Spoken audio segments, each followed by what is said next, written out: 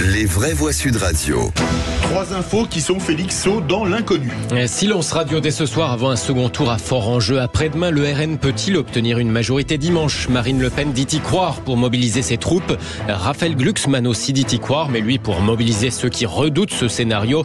Scénario qui ne serait sans doute pas le plus probable selon le tout dernier rolling IFOP fiducial de ces législatives pour Sud Radio, LCI et Le Figaro. Les vraies voix Sud Radio. Et je vous la donne, l'estimation de ce dernier rolling des législatives avant la fin de la campagne. Il semble effectivement plutôt donner une tendance à la baisse entre aujourd'hui et hier pour le RN. Dans la dernière ligne droite, fourchette estimée aujourd'hui, 170 à 210 sièges pour le Rassemblement national à l'Assemblée nationale. 170 à 210 quand on était hier plutôt sur une fourchette de 210 à 240. On rappelle que la majorité absolue est à de 289 députés à l'Assemblée nationale. En deuxième position à gauche de l'hémicycle, le nouveau Front populaire semble lui aussi se tasser par rapport à hier, 155 à 185 sièges, quand hier encore la fourchette haute pour le nouveau Front populaire était au-dessus des 200. Là, on atteint à peine les 200 dans l'hypothèse haute en ajoutant les divers gauches hors du nouveau Front populaire. En fait, eh bien, c'est les groupes centristes qui semblent progresser par rapport à hier dans la dernière ligne droite.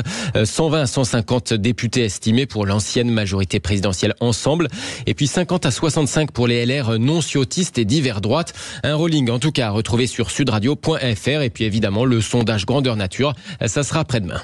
Et l'un des derniers événements de cette campagne pleine de rebondissements, c'est François Ruffin qui s'affichait à la France Insoumise. Oui, qui s'affranchit, vous en parliez il y a quelques minutes. Le député de la Somme ne siégera plus sur les bancs d'LFI s'il est élu dimanche. Campagne truffée de surprises comme ça, il y en a eu d'autres. Par exemple, dimanche vont s'affronter une ancienne ministre de la ville d'Emmanuel Macron, et puis un qui l'était encore il y a quelques mois ministre, l'ancien ministre de la Santé Aurélien Rousseau, qui se présente cette fois sous les couleurs du nouveau Front populaire, plutôt tendance PS.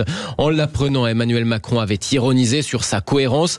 Alors Aurélien Rousseau avait justifié ce choix il y a quelques jours chez nos confrères de France Info. Il y a un désaccord politique que j'ai acté en décembre dernier en quittant le gouvernement. C'est pas facile de quitter un gouvernement, c'est pas facile de quitter un collectif, une aventure humaine.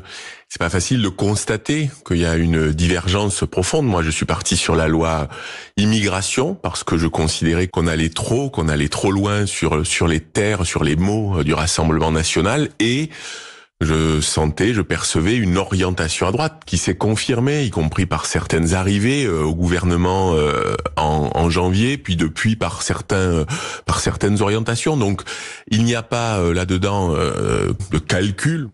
Aurélien Rousseau, candidat du nouveau Front populaire dans la 7e circonscription des Yvelines, face à l'ancienne ministre, elle aussi, Nadia Hay, qu'on a entendu sur Sud Radio il y a quelques jours.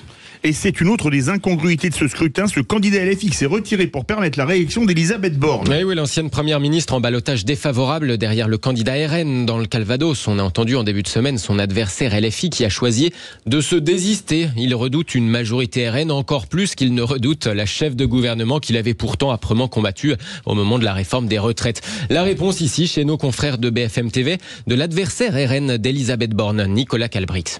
Moi, les bras m'en sont tombés quand j'ai appris que 5 minutes après les résultats, il s'était retiré. On a fait 2 semaines de campagne où il était sur les mêmes marchés que moi. Il avait des mots extrêmement durs contre Madame Borne, qui était l'ennemi à abattre, qu'il fallait envoyer à la retraite, dégager, et voir que 5 minutes après les résultats, il appelle à voter pour elle. C'était extrêmement surprenant. D'ailleurs, il a dit que c'était un choix horrible.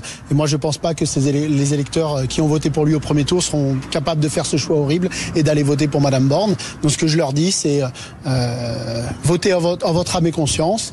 En tout cas, face au sondage qui semble plutôt prédire une majorité relative pour le RN, attention, avertit Raphaël Glucksmann en déplacement à Marseille. Une majorité absolue pour le RN n'est absolument pas écartée, dit l'ancien chef de file PS Place Publique. Même propos, paradoxalement, mais en escomptant un effet de mobilisation inverse. Je pense que nous avons des chances sérieuses d'avoir une majorité absolue à l'Assemblée, déclare de son côté Marine Le Pen aujourd'hui. Merci beaucoup Félix, et on va en direct. En direct du